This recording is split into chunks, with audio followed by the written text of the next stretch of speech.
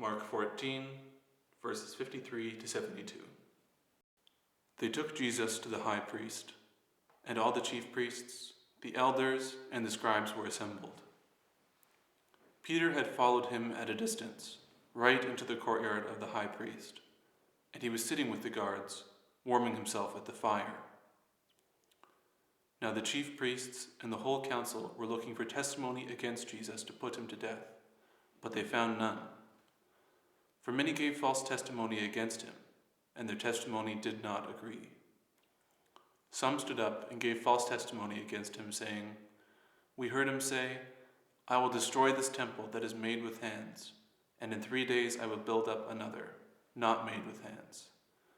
But even on this point their testimony did not agree." Then the high priest stood up before them and asked Jesus, "Have you no answer? What is it that they testify against you?" But he was silent and did not answer. Again the high priest asked him, "Are you the Messiah, the Son of the Blessed One?" Jesus said, "I am, and you will see the Son of Man seated at the right hand of power, and coming with the clouds of heaven." Then the high priest tore his clothes and said, "Why do we still need witnesses? You have heard his blasphemy. What is your decision?" All of them condemned him as deserving death. Some began to spit on him, to blindfold him, and to strike him, saying to him, "Prophesy." The guards also took him over and beat him. While Peter was below in the courtyard, one of the servant girls of the high priest came by. When she saw Peter warming himself, she stared at him and said, "You also were with Jesus, the man from Nazareth." But he denied it, saying, "I do not know or understand what you are talking about." And he went out into the forecourt. Then the cock crowed. And the servant girl, on seeing him, began again to say to the bystanders, "This man is one of them." But again he denied it. Then after a little while the bystanders again said to Peter, "Certainly you are one of them, for you are a Galilean." But he began to curse, and he swore an oath, "I do not know this man you are talking about." At that moment the cock crowed for the second time. Then Peter remembered that Jesus had said to him, "Before the cock crows twice, you will deny me 3 times." And he broke down and wept.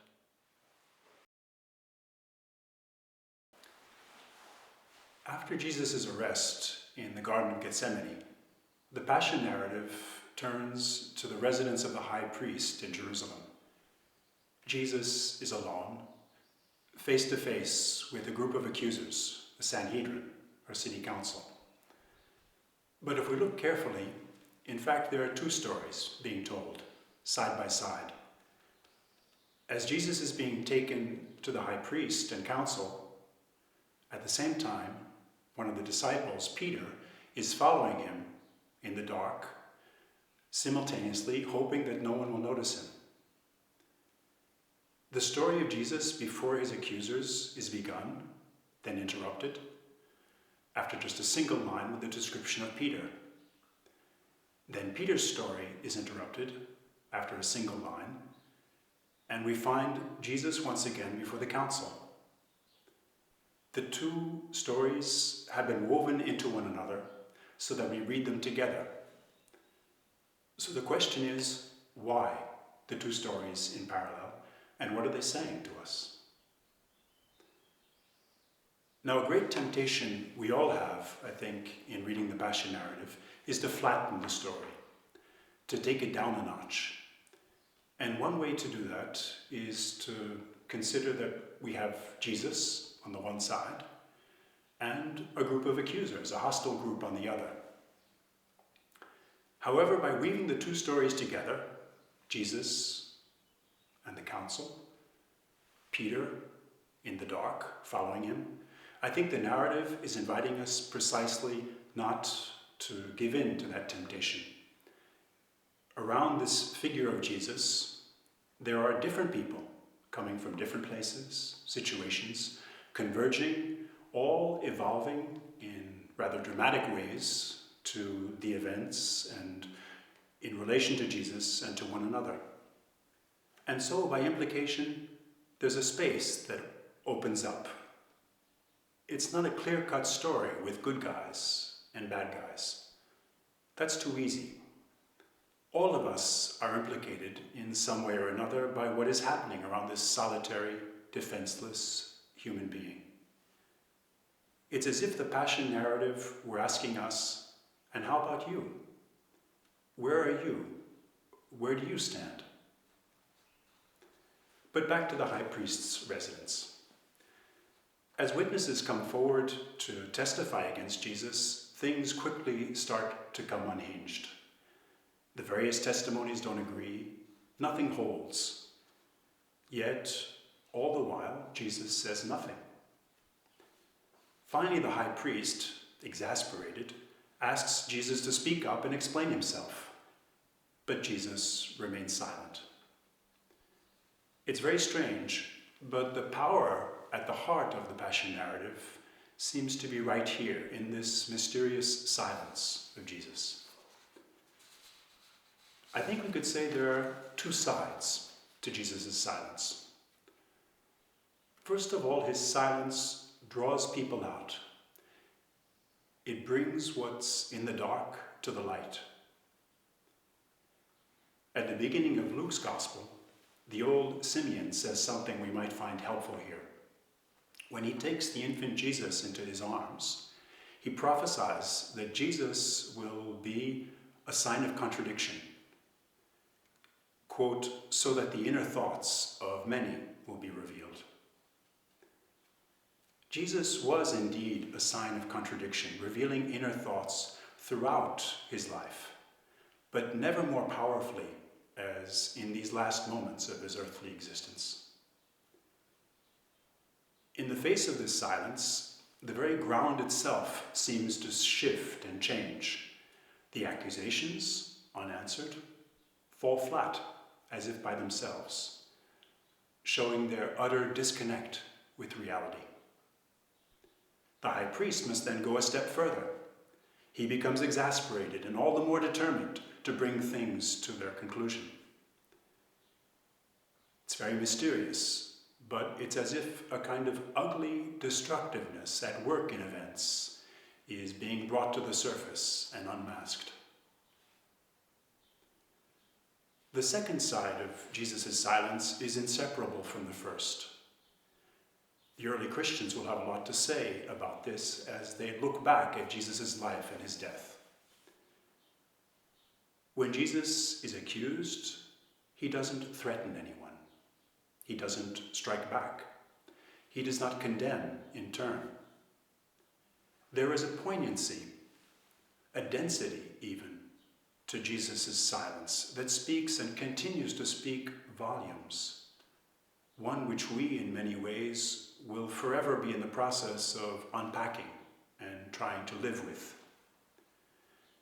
It's the silence that tells us Jesus' refusal to enter the logic and the world of hatred. It is often said that at the cross, God shows us his love for all humanity. In Jesus' silence, we see this love, first of all, as an utter refusal to hate. There's no pointing of the finger, no resentment. It's not a facile love, not weak by any means.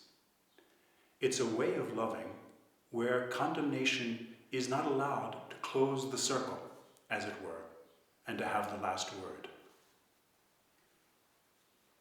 In Mark's account, as in the other Gospels, though in slightly different ways, Jesus, however, does finally speak. When the high priest presses him further and asks if he is the Messiah, the Son of the Blessed One, Jesus says, I am. His reply harkens back to God's answer to Moses in the book of Exodus, chapter 3. Who are you? Moses asks God at the burning bush. I am who I am, God answers. Is this then an affirmation of divinity on Jesus' part? Yes, and a very paradoxical one at that. This solitary, defenseless figure, God, the high priest recoils. The contrast between the implications of Jesus' words and the sight of this vulnerable figure standing there at the verge of execution is too much to stomach. Blasphemy, the high priest cries out. And now what about Peter? He too, in the meantime, has been subjected to questioning. The poor fellow has been finding it very hard to go unnoticed. A young female servant of the high priest comes up to him, staring at him in the dimly lit courtyard, and says, "Weren't you with Jesus too?" He denies it. While Jesus stands silent before his accusers, and then at last says to the high priest, "I am. Yes, I am." Peter tries to hide and says, "No, I don't know him." After he has denied knowing Jesus a third time, the cock crows, and he remembers Jesus' words about his coming lack of resolve. He breaks down and cries. It's one of the most moving moments of all the Passion narrative, but not so much because of the tears, but because of what Peter seems to be in the midst of discovering. Jesus knew Peter's heart and didn't reject him, hadn't turned his loving gaze from him.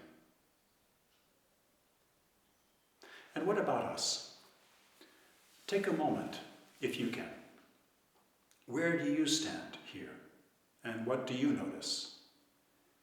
What do these two stories, woven together so inseparably into the Passion narrative, help you realize?